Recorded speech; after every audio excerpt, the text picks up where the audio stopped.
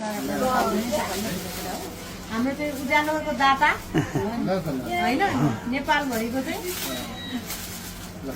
नेपालमा नेपाली जनताले चाहिँ उज्यालो कस्तो हुन्छ होइन लोड सेडिङ मुक्त नेपाल बनाउने उहाँको अभियान जुन थियो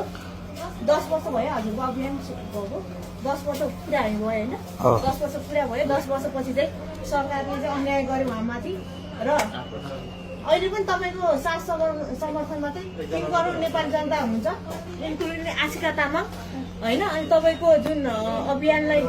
अहिले 10 पल्ट लाइन जान्छ हेर्नुहोस् फेरि पनि सुरु भइसक्यो लाइन जानलाई लोड सेडिङ सुरु भइसकेको छ त्यसमा अन्धकार होइन म चाहिँ सुरु भइसकेको छ त्यो भन्न चाहन्छु र उहाँलाई धन्यवाद भन्न चाहन्छु होइन जति हामी चाहिँ रोडमा उभिरहेको थियौँ र आजको साँच्चीकै हामीले चाहिँ एउटा उज्यालोको दाता नेपालको उज्यालो जुन लोड सेडिङ मुक्त नेपालको चाहिँ उहाँले जुन देखाउनु भयो नेपाली जनतालाई होइन त्यो चाहिँ हामी उहाँको जुन अभियानलाई चाहिँ हामी सल्युट गर्न चाहन्छौँ र अझै जुन उहाँको उहाँ नै हुनुपर्छ होइन